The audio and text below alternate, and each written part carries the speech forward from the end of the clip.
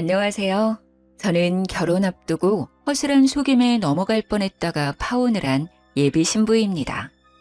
저는 이번에 결혼이란 문턱 가까이까지 가서 인생이란 걸 좀 더 깊게 배웠어요. 사람이 돈에 대해 악랄하고 추잡해지면 어디까지 밑바닥을 보일 수 있는지를 알게 되었거든요.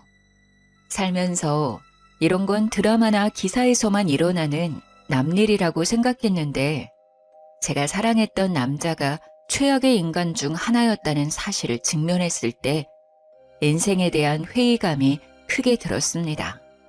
모든 사람들이 이럴 거라 믿는 건 아니지만 사람을 판단하는 잣대가 높아지는 바람에 앞으로 제가 좋은 사람마저 경계하다가 놓쳐버리게 될까 좀 걱정이긴 합니다. 누구나 조심하며 대인을 만날 필요가 있지만 조심한다고 옳게 보는 눈마저 가려버린다면 그건 그거대로 제 손해가 아니겠습니까? 제 경험을 사연으로 올리면서 좀 더 객관적으로 제 문제를 바라보고자 찾아오게 되었습니다. 부디 이 글을 끝마칠 때쯤엔 제 분별력이 한층 더 성장할 수 있길 바라면서 적어보도록 할게요. 저는 예비 신랑과 결혼을 전제로 만나기 위해 소개팅을 통해서 만난 인연입니다. 저희는 서로에게 크게 마음이 있어서 만남을 시작했다기보단 각자 생각하는 개념이 비슷해서 자연스레 관계가 이어졌던 것 같아요. 저도 자산 관리에 진심인 편이지만 예비 신랑 쪽도 돈에 대해서 철저한 개념을 갖고 있었거든요. 저는 결혼 대상이 돈만 헤프게 쓰는 사람이 아니면 될 거라고 막연히 생각을 했었는데 예비 신랑을 만나면서 돈을 모으는 개념에도 다양한 케이스가 있을 수 있다는 사실을 깨우친 계기가 되었어요. 저와 예비 신랑은 7개월 정도 연애하면서 서로를 알아갔고 1년 남짓한 시점에서 결혼을 약속했습니다.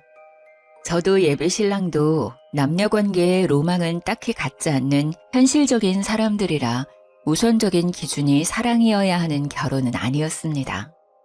서로 미래를 바라보는 가치관이 맞는 듯하여 결혼을 마음먹은 게 더 컸다고 보시면 되세요. 저는 사람을 주기적으로 1년 정도 만났다면 그래도 서로에 대해 알 만큼 알았다고 생각을 했습니다. 하지만 역시 30년을 넘게 제가 모르는 환경에서 모르게 자라온 상대방을 다 알기엔 1년이란 시간은 턱없이 부족했다는 걸 알았어요. 당시에 제가 지금보다 어렸으니 생각도 그만큼 어렵기에 일어난 실수였습니다. 우리가 본격적으로 결혼의 결심을 먹었을 때부턴 서로 조금 더 이성적으로 굴었습니다. 저는 비전 없는 사랑에만 치우쳐서 앞날을 그리는 것보다 이렇게 현실적이고 계산적이게 결혼을 하면 더 잘 살 수 있을 거라 생각했습니다. 결혼은 사랑이 아니라 현실이라 했고 서로에 대한 마음은 겨우 6개월밖에 못 간다고 결국 남은 인생은 그저 길을 같이 걸어갈 동료인 거라고 생각했거든요. 그렇게 먼 길을 저 나름대로 잘 내다보고 신랑감을 골랐다고 자부했어요. 그런데도 한 번씩 예비 신랑이 실속만 챙기는 모습을 볼 때면 좀 서운하기도 하더라고요. 자기 14살 어린 남동생 있다고 했지? 혹시 걔 대학 가면 우리가 돈 대줘야 되는 거야? 결혼하면 개인 돈이 없는 거나 마찬가지인데 그때 돼서 우리한테 애라도 생기면? 결혼하면 개인 돈이 왜 없어? 우리 공동생활비 통장 만들기로 했잖아. 그 밖에 경제권은 각자 관리하는 거 아니었어? 당연히 내 동생 등록금은 내가 알아서 해결해야지. 엄마 아빠가 언제까지 자식들 뒷바라지를 해야 되냐? 지금은 이렇게 알아서 한다고 확신하지만 그때 돼서 사정이 달라지면 나한테 손 벌릴 수도 있다는 거잖아. 개인적으로 돈을 쓰다 보면 부부 공동자금에 손대는 일이 생길지도 모르니까 확실하게 하자는 거지. 각서라도 쓰는 게 어때? 불안하면 쓰던가. 근데 그럴 리 없으니까 자기나 회식 좀 줄여. 사람 좋아하면 첫 번째로 제일 많이 잃는 게 돈인 거 몰라? 인맥도 자산이라는 거 아는데 결혼하면 나가는 돈 많아질 테니까 적당히 관리 좀 해. 예비 신랑이 제 분가에 대해서 질문을 할 때면 저도 모르게 퉁명스럽게 답을 해버리더라고요. 그가 무슨 의도로 묻는 건지 알지만 그래도 마음 한구석에 서운한 건 어쩔 수 없는 여자의 감정인가 봐요.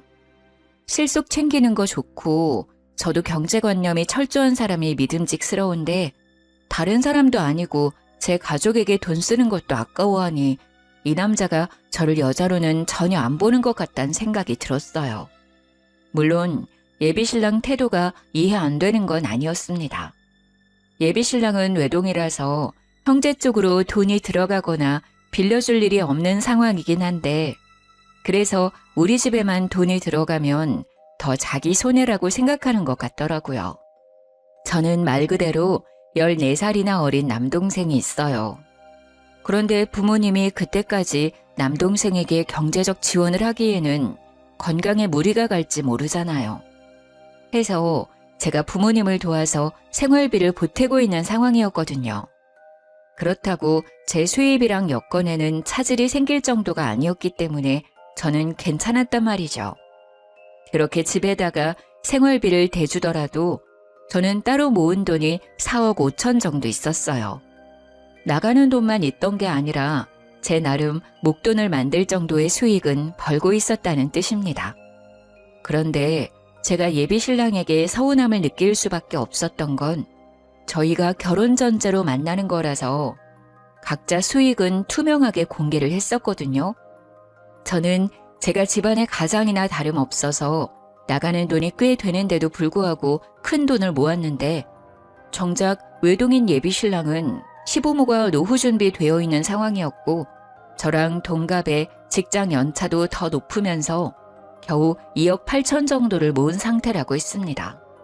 모은 것 자체는 당연히 대단하다, 칭찬을 해줘야 할 부분인 거 알아요.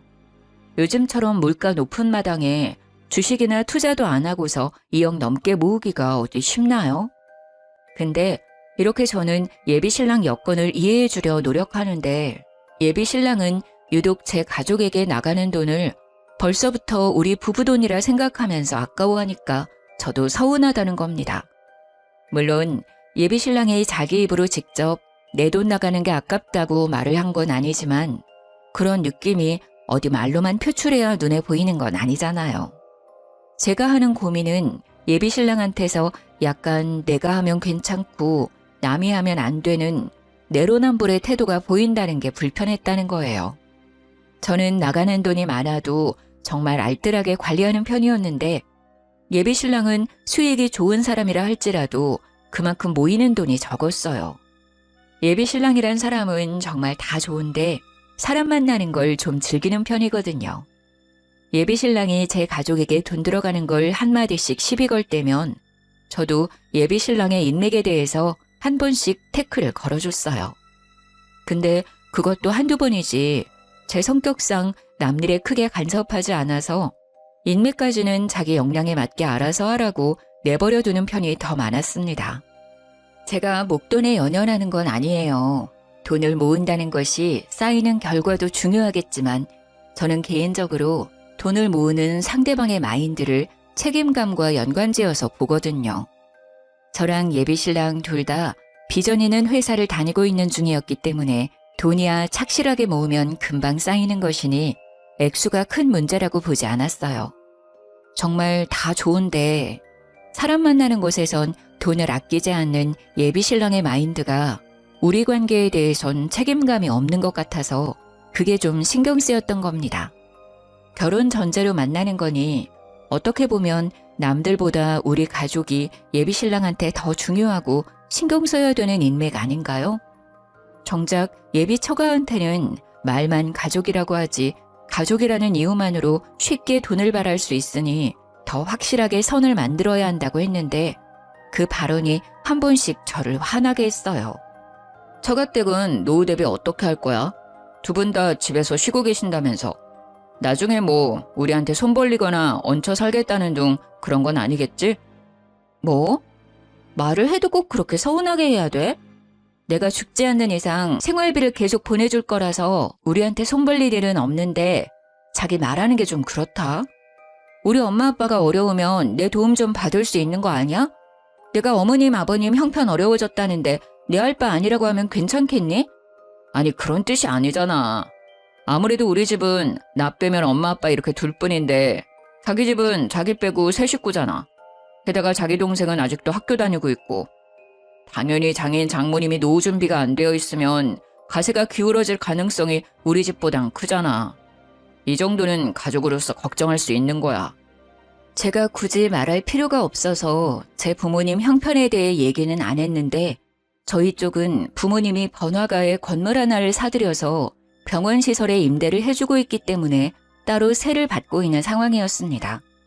제가 부모님께 생활비로 챙겨드리는 건 자식으로서 부모님에게 해드리고 싶은 효심이었고 도리라고 생각해서 용돈으로 보내는 거였어요. 예비신랑한테 별말 안 했던 건 집에 빚이 있지 않은 이상 부모님 형편은 굳이 말할 필요 없다고 생각했기 때문이죠. 그리고 말해봤자 제가 부모님의 도움을 받고 결혼할 것도 아니라서 부모님의 재력은 제 결혼과 연관이 없다고 판단했었어요. 그런데 예비신랑이 계속 저희 부모님이 백수라서 하도 불안해하는 것 같으니 언젠가는 밝혀질 거 그냥 우리 부모님 건물주라고 상황 설명을 해줬습니다. 그러니까 엄마 아빠가 우리한테 손 벌릴 일은 없어. 사실 내 동생도 부모님이 등록금 대줄 수 있는데 내가 학교 다닐 때는 형편이 어려워서 부모님이 고생 많이 하셨거든. 그래서 동생 등록금만큼은 내가 해결해 주려고 하는 거야. 건물주? 와, 그렇게 중요한 사실을 왜 말 안 했어? 자기 진짜 대단한 집 딸이었구나? 어떻게 그런 대단한 집에 살면서 티를 안 낼 수가 있지? 나 같으면 건물주 부모님 뒀다고 자랑 엄청 했을 것 같은데. 자기야, 이런 건 겸손이 아니야. 자랑할 건 자랑하면서 결혼 상대가 나를 깔보지 못하게 코를 납작하게 만들어야 된다고. 그날 예비신랑이 활짝 웃는 걸 처음 봤다고 해도 과언이 아니었죠. 예비신랑은 그날 하루 종일 저희 부모님 얘기를 하면서 제가 자라온 과정을 궁금해했어요. 저녁 먹으면서 묻는 대로 다 답을 해줬더니 자기가 부잣집 사위라도 된 것 마냥 들떠서는 장인어른 장모님 하면서 보고 싶다고 난리를 치더군요. 그 때문에 저희 관계는 더 돈독해졌습니다. 돈독해질 수밖에 없도록 예비신랑이 제게 많이 노력했어요. 근데 정작 예비신랑이 그렇게 자랑했던 예비 시부모 노후 준비는 제가 아는 내막과는 좀 차이가 있었더라고요. 원래 예비신랑은 예비 시부모가 노후 준비 다 된 상태라서 둘이 알아서 잘 먹고 잘 살 거라고 했거든요. 그런데 예비 시부모는 둘 다 공무원이었던 사람들이라서 당시 퇴직을 하고 소량의 연금을 받고 있다고 했어요. 요즘은 연금이 얼마 안 돼서 그것만으로는 여가 생활을 즐기거나 여행을 즐길 수 있는 여건은 안 되잖아요. 그래서 예비신랑이 한 번씩 기념일만 되면 용돈을 준다고 했습니다. 약간의 용돈만 있으면 굳이 우리한테는 손 벌리지 않을 거라고 뒤늦게 저한테 고백하더라고요. 저는 예비신랑이 예비 시부모 노후에 대해 엄청 대단한 자산이라도 있는 것처럼 얘기를 하길래 아예 예비 시부모에게 터치 안 해도 되는 줄 알았습니다. 그런데 기념일마다 용돈을 주고 있었고 예비 시부모가 여행 가고 싶다고 하면 예비신랑이 돈을 보내줘야만 갈 수 있는 상황이라고 하더라고요. 그 말은 지금 우리가 결혼하면 어머님 아버님한테 계속 돈을 줘야 한다는 거네. 그거 자기가 알아서 해결하는 거지? 우리 각자 가족한테는 새 가족 생겼다는 이유로 확실히 선 긋기로 했잖아. 자기 선에서 알아서 하는 건 내가 딱히 간섭 안 할게. 그건 그런데 그래도 이건 상황이 좀 다르지 않나? 우리 부모님이 많은 돈을 바라는 것도 아닐 거고 또 처가 쪽은 부자잖아. 이러면 한쪽이 무조건 치우치게 되는데 자기 입장에서도 좀 그럴걸? 친정은 잘 먹고 잘 사는데 시댁은 손가락 빨고 있다고 생각해봐. 쪽팔리지 않겠어? 자기 웃긴다. 우리 부모님이 백수인 줄 알 때는 기를 쓰고 손에 안 보려고 하더니 까고 보니까 자기 쪽 형편이 안 좋아서 손을 벌리시겠다?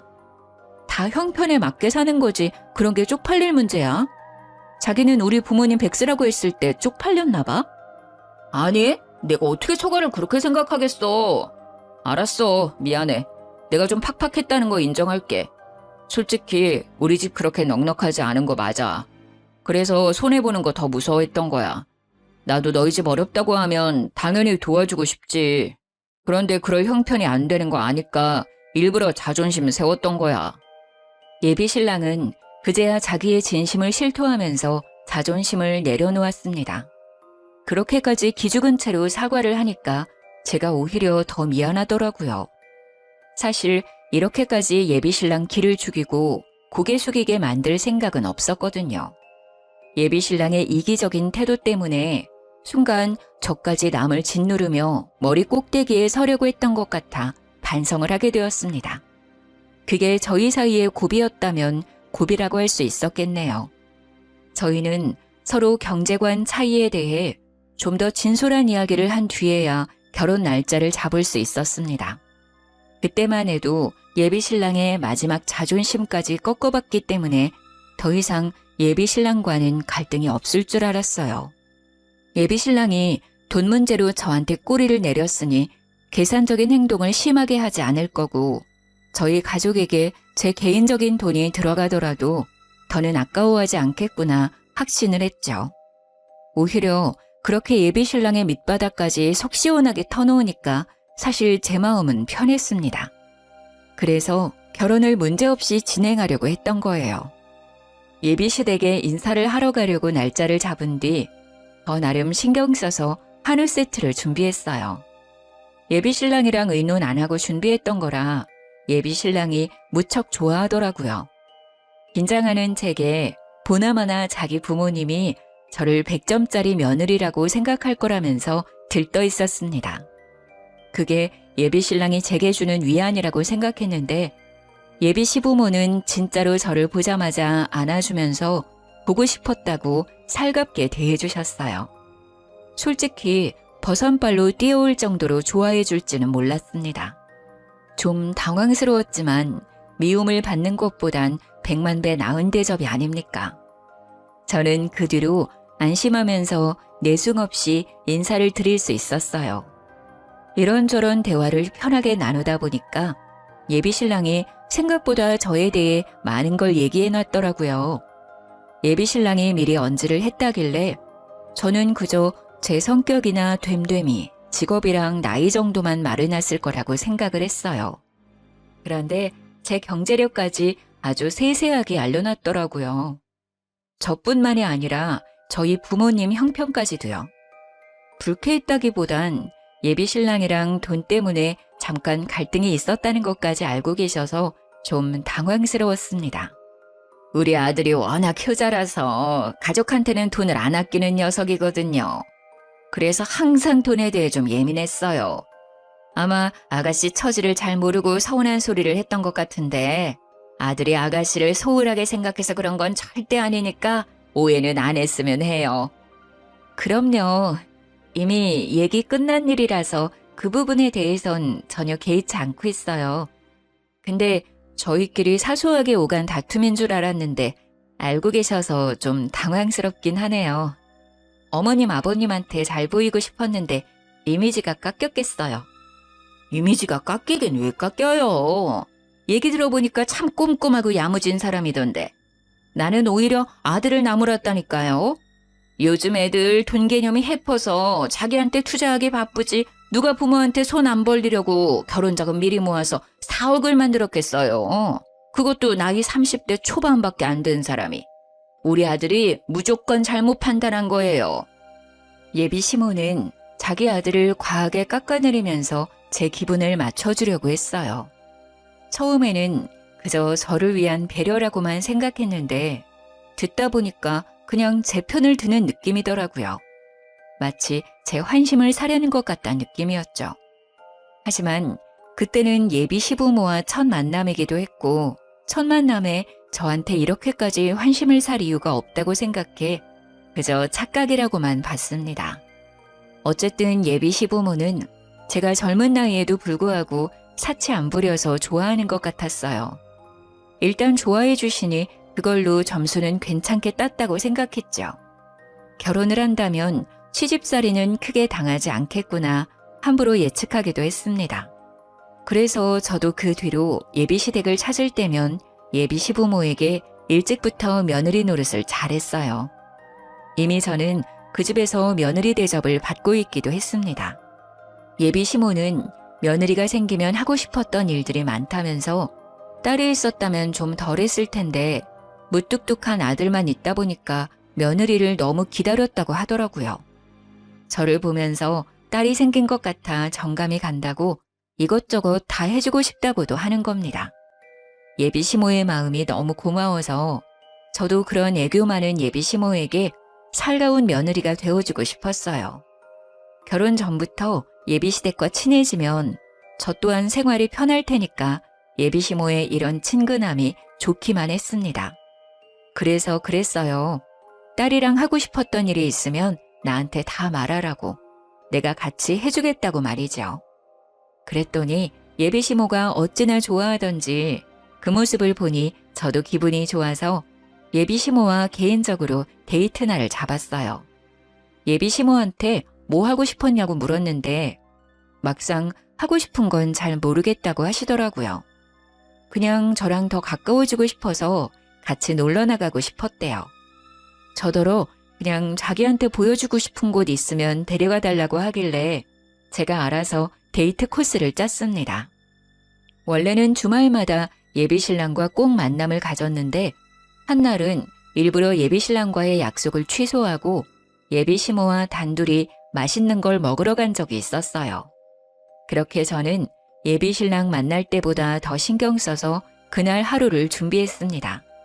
그렇게 기분 좋은 마음으로 예비 시모를 만나서 대형 카페에 디저트를 먹으러 갔는데요.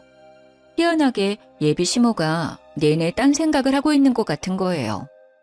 저와의 대화에 집중하지 못하고 계속 주위를 둘러보거나 높은 건물들만 쳐다보길래 혹시 재미가 없냐고 슬쩍 물어봤습니다. 그 순간 저는 좀 당황스러운 말을 들었어요. 누구랑 같이 노는 건데 재미없을 리가 있겠니? 그냥 바깥 나들이 안 한 지 오래됐다 보니까 높은 건물이 많이 생긴 게 신기해서 자꾸 쳐다보게 되네. 어쩜 건물들이 이렇게 다 화려하다니? 이런 것들도 다 주인이 있겠지? 건물주들은 돈 못 벌어도 참 배부르겠다, 야. 알고 보니 예비 시모는 지나다니면서도 저랑 식사를 하거나 커피 한 잔을 하면서도 내내 건물만 보고 있었던 거였어요. 그 의도가 뭔지 처음엔 몰랐습니다. 그런데 예비 시모가 그 다음 말을 뒤잇는 순간 제가 생각해오던 예비 시모란 사람과 그 실체는 다를 수도 있겠다는 걸 처음으로 느꼈어요. 소영아, 사돈 쪽도 건물주라고 했지? 병원 시설에 임대 주고 있다면서 바깥 사돈 건물도 여기에 이런 것들처럼 큼직큼직하니? 달에 돈이 어느 정도 들어오는 거야? 사돈 어른들은 좋은 곳에서 두 발 뻗고 자겠구나. 너무 부럽다. 아, 저도 자세한 건 굳이 여쭤보지 않아서 잘 몰라요. 그래도 건물 있는 거랑 사는 건 별개 문제인 것 같더라고요. 저희 부모님 그냥 평범하게 살고 계세요. 연식 60년 된 아파트에서 살고 있는걸요. 물론 압구정에서 값비싼 아파트이고 80평에 살고 있긴 합니다. 하지만 그 부분은 굳이 말씀드리고 싶지가 않았어요. 저희 집 건물 얘기를 하면서 눈을 반짝거리는 예비 시모가 좀 낯설게 느껴졌거든요. 아이고, 어디 사는 게 뭐가 중요하니? 사돈이 그렇게 알뜰하니까 너도 그 장점을 쏙 빼닮았나 보구나. 사돈이 자식 하나도 너무 잘 키우셨어. 어떻게 노후 대비까지 그렇게 탄탄하게 해놨대? 나도 생각이 좀 트인 사람이었으면 건물 하나 사놨을 텐데. 혹시 사돈 건물이 어떤 건지 나도 좀 구경할 수 있을까? 저는 이때 아차 싶었습니다. 예비 시모가 저랑 놀고 싶어 했던 건 저와 가까워지기 위해서가 아니라 저희 부모님의 건물이 궁금해서였다는 걸 크게 알아챘어요. 그래서 저와 시간을 보내는 내내 건물만 쳐다보기 바빴고 제가 알아서 저희 부모님 건물 앞으로 데려가 주길 기다리고 있었던 것 같았습니다. 순간 당황해서 아무런 대답을 못했어요. 저도 모르게 표정 관리도 못했던 건지 예비 시모가 불편하면 굳이 안 그래도 된다며 한 발자국 양보하더군요. 뭐 못 보여줄 이유는 없으니까 예비 시모한테 구경시켜드리겠다고 말은 했는데 부모님의 건물까지 가는 내내 저는 예비 시모가 던지는 말에 전부 떨떠름하게 답했어요. 애교 많다고만 생각했던 예비 시모의 모습이 그 순간만큼은 무력에 눈이 먼 사람 같아서 정이 살짝 떨어졌거든요.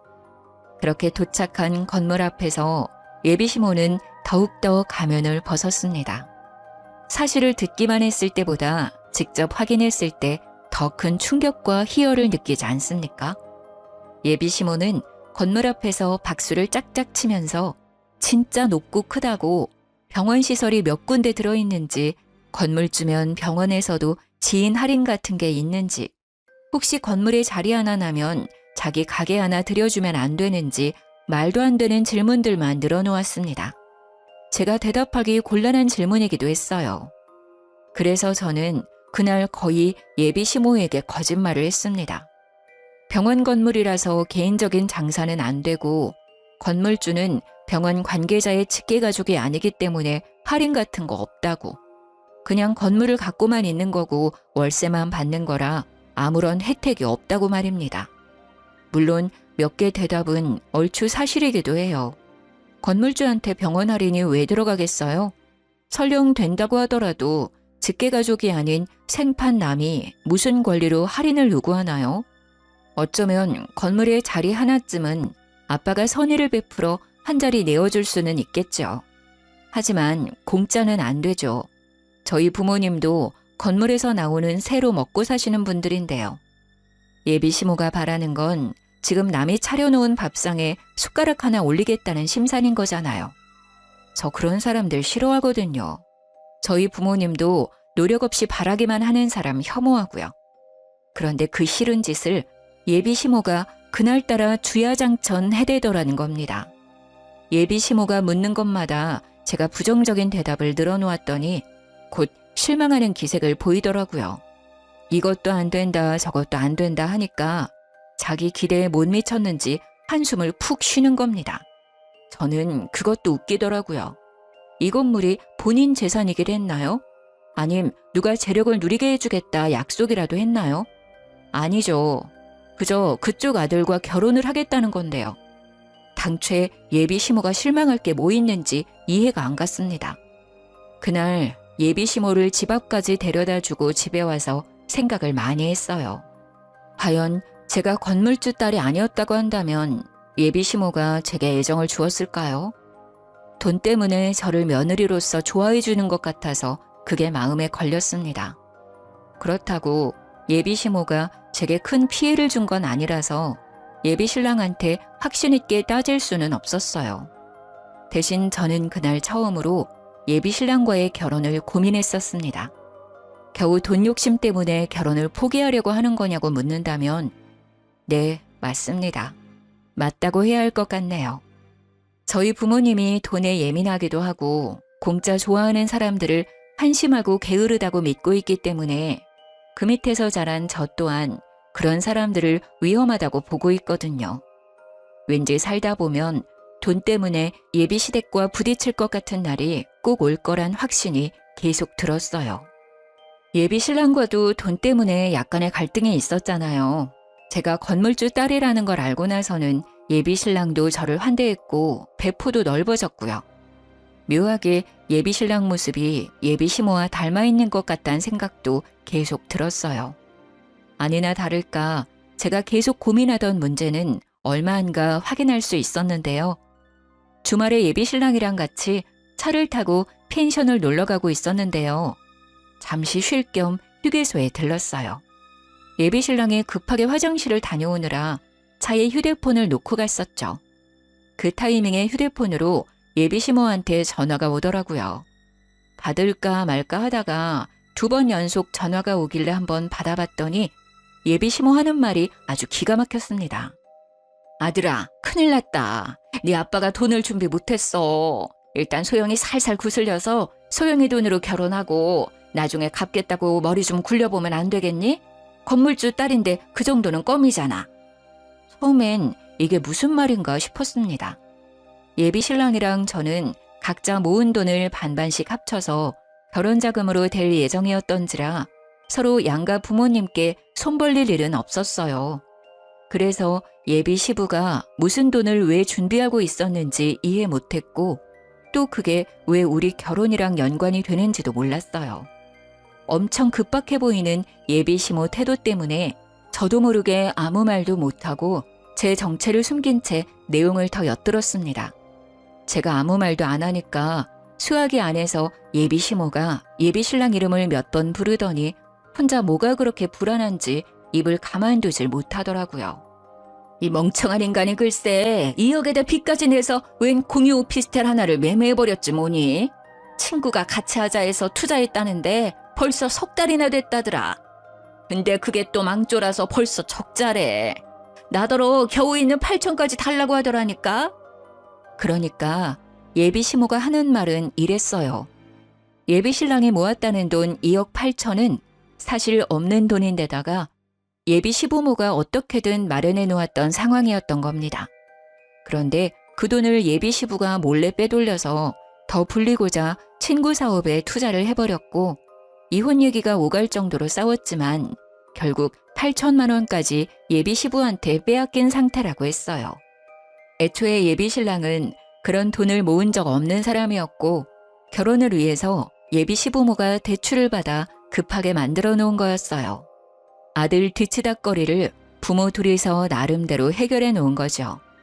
그 모든 게 건물주 딸인 저를 붙잡기 위한 계획이었다는 것이 저를 더 열받게 했어요.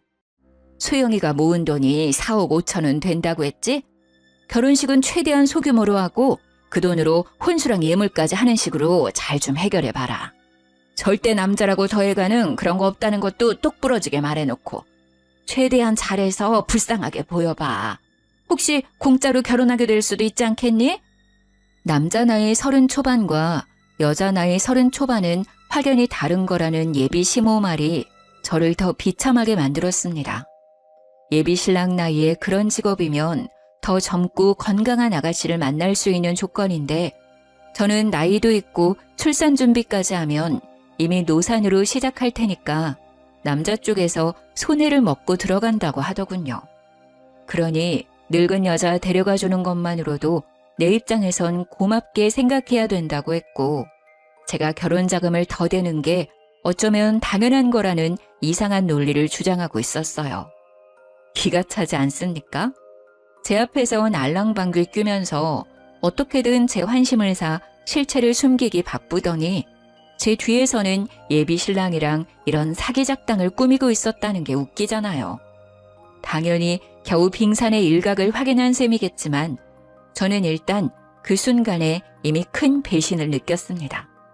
제가 결혼을 고민했던 이유에 확신을 가해준 거나 다름없으니까요. 듣다 보니 예비 신랑이 계산적으로 행동하면서 우리 집에 손해보기 싫다는 식으로 말했던 과거들도 머릿속을 스쳐가더군요. 그렇게 피해보긴 싫어하면서 어쩜 남의 돈은 그리도 쉽게 생각하는 건지. 그 부모의 그 자식이지 않습니까? 저희가 그때 당시 이미 내년으로 결혼식장을 예약해 놓은 상태였는데 그 계약금도 예비 신랑이 바빠서 그 돈으로 제가 먼저 예약을 해 놓았거든요. 저는 당연히 예비 신랑 바쁘다니까 그런 줄로만 알았죠. 그 식장 예약마저도 예비 시모가 시켜서 일부러 제 돈만 쓰게 했다는 걸 알았습니다. 아들아, 왜 말이 없어? 답답해 죽겠네. 지금은 우리가 급한 상황이니까 소연이 돈밖엔 답이 없다고 알아들었어? 일단 결혼하는 게 중요하단 말이야. 걔가 우리 집 사람으로 들어오면 돈은 안 갚아도 돼. 식구끼리 무슨 돈을 빌리고 갔겠니? 그 부분은 엄마가 알아서 할 테니까 소영이 도망 못 가게 단단히 잡아라. 네, 어머님. 잘 새겨들었습니다. 하마터면 제가 사기 결혼당할 뻔했는데 손해보기 전에 싹을 자를 수 있어서 다행이네요. 어머님께서 오두방정 떨면서 해주신 경고는 거지 새끼한테 잘 전해놓을게요. 그동안 제 시간 빼앗긴 건 좀 억울하지만 저 놓쳐주셔서 감사드려요. 수아기아는 아주 잠잠했습니다. 자기 때문에 계획이 잘못됐다는 걸 알았는지 식겁했나 보더라고요. 그러거나 말거나 저는 전화를 끊어버렸어요. 예비 신랑 폰이 잠겨 있어서 녹음 파일을 전송하지 못한 게 아쉬웠는데 그 문제는 그리 어렵지 않게 해결이 되었습니다. 화장실에서 돌아온 예비 신랑에게 휴대폰을 건네주면서 좀 열어달라고 했더니 예비 신랑이 껄껄 웃으면서 자기는 몰래 바람 피우는 사람 아니라고 스스로 아주 깨끗한 남자라며 흔쾌히 열어주더라고요. 그래서 저는 제게 통화 녹음을 쉽게 보낼 수 있었어요. 전송이 완료된 후로는 폰을 돌려주고 겉옷을 챙겼습니다. 돈이 없으면 없다고 솔직하게 말하지 그랬어. 내가 자기 가족 먹여 살릴 물주인지 몰랐네. 그동안 부모랑 머리 맞대고 우리 집 등골 빼먹을 작당하고 있었던 거야? 어머님 입에 모터 달린 줄 알았잖아. 지금 건물주 딸 놓치게 생겨서 난리가 났던데 얼른 통화해보지 그래? 무슨 소리야? 엄마한테 전화 왔었어? 뭐야, 내 전화 받은 거야? 왜 남의 전화를 함부로 받아? 엄마가 뭐라던데? 아니야, 엄마가 뭐라고 했든 그거 다 엄마 망상이야. 어머님이 내 돈 떼먹고 안 갚을 궁리하고 있던데? 망상도 어쩜 그런 빈대 같은 망상을 한다니? 돈 때문에 아들이 젊은 나이에 나처럼 늙은 여자 만나서 억울하신 것 같더라. 근데 생각을 해봐. 내가 더 엿같지 않겠어? 경제력 좋은 남자랑 결혼할 수 있었는데 너 같은 거지 새끼 만나서 내 돈 다 털릴 뻔했잖아. 얼른 엄마랑 통화하라니까? 우리 지금 파혼하는 거야. 저는 그대로 예비신랑 차에서 내렸습니다. 그리곤 결혼식장 예약한 것이 생각나 문을 닫기 전에 정산을 해줬어요. 들고 있던 아메리카노 뚜껑을 열고는 그대로 예비신랑 차 시트에다 커피를 쏟아줬습니다.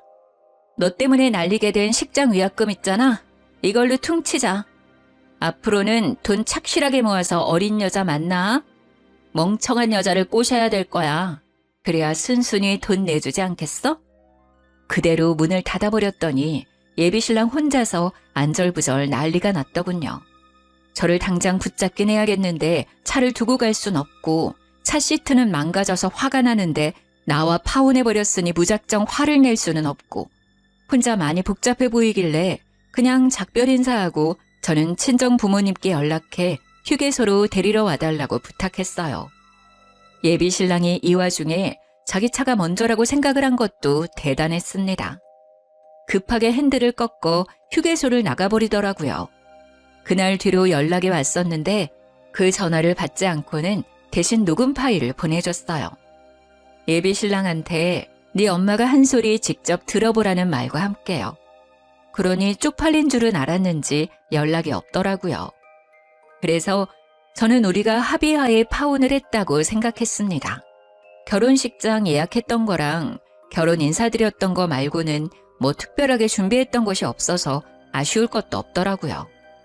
예비 신랑을 잇는 데는 긴 시간이 걸리지 않았어요.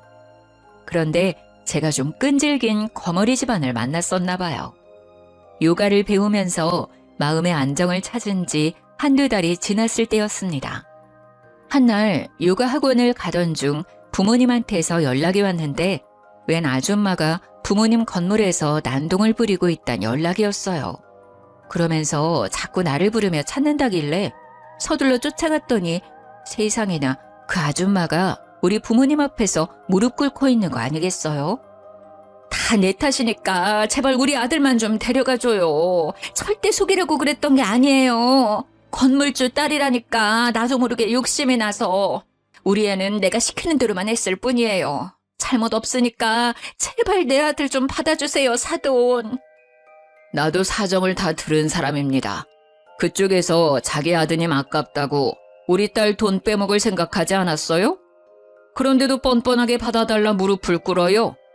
우리가 손해보는 장사인 게 눈에 보이는데 누가 아끼는 자식을 그런 집에 보낸답니까? 이미 우리 딸이 그쪽 아들 버린 걸로 알고 있어요. 남의 직장 와서 행패 부리지 말고 당장 돌아가세요. 큰소리치고 있는 부모님께 급하게 다가갔더니 그 여자가 저를 받고 그때부턴 저를 붙잡으며 생떼를 부렸습니다. 듣자 하니 예비 시부가 투자했던 친구 사업이 그 짧은 기간에 폭삭 망했더라고요. 적자만 생기고 수익은 세 발의 피도 안 된 수준이래요. 친구 사업은 결국 부도를 맞았고 친구 혼자 빚더미에서 도망치는 바람에 예비 시부가 그 빚을 떠안게 되었대요. 그래서 사채에 손 벌리기 전에 우리를 찾아온 듯 했습니다. 너희들 결혼하면 내가 차차 갚을게. 돈만 먼저 좀 빌려주면 안 되겠니? 지난번에 했던 통화는 신경 쓸 거 없다. 내가 나이 먹고 헛소리 짓거린 거야. 내가 너처럼 귀한 딸내미를 어떻게 등쳐먹겠어. 네 돈 떼먹을 생각 없었다. 다 갚을 테니까 제발 돈 좀 빌려주라. 아니, 결혼만 좀 해줘. 지금 이게 될 거라고 생각하세요? 더 추한 꼴 당하기 전에 그만하세요. 딱 봐도 문제 있는 집에 누가 희생정신으로 시집을 가겠어요. 요즘은 어린데 건물주 딸인 아가씨들도 많아요. 딴 건물 전전하면서 멍청한 아가씨들 한번 찾아보던가요. 저는 똑똑해서 더는 그 집에 기회 주고 싶은 생각 없거든요. 하필 성형외과가 많았던 우리 건물 주위에는 유독 젊은 사람들이 많았습니다. 그 사람들이 휴대폰으로 예비 시모를 찍고 있었는데 예비 시모는 그걸 뒤늦게 깨달았는지 순식간에 얼굴이 벌개지더라고요. 그럼에도 불구하고 돈이 정말 급하긴 했는지 계속 물고 늘어졌습니다. 아드님 직장 좋으시잖아요. 대출 몇 개 땡겨 받으세요. 결혼시켜서 차차 갚을 생각 마시고 은행이랑 부지런히 얘기를 해봐요. 혹시 알아요? 은행원 아가씨 중에서 건물주 딸이 있을지? 이러고 있을 시간 없어요. 부지런히 발품 팔아야 거지 아들 장가 보낼 텐데요. 그만하고 가지 않으면 경찰 불러서 영업 방해죄로 신고할 거라고 했더니 아줌마는 아예 퍼질러 앉으면서 자기 팔자를 한탄하기 시작했습니다. 얼굴 팔리든지 말든지 포기를 해버렸나 봐요. 저는 할 수 없이 예비 신랑한테 문자를 넣었고 사진을 찍어서 당장 데려가라고 했어요. 1시간 내로 안 오면 경찰에 끌려나가는 수모를 겪게 할 거라고 했습니다. 그랬더니 예비 신랑이 불같이 달려와서 자기 엄마 끌고 사라졌어요. 그게 예비 신랑과의 마지막이었습니다. 그 뒤로는 우연이라도 마주친 적이 없어요.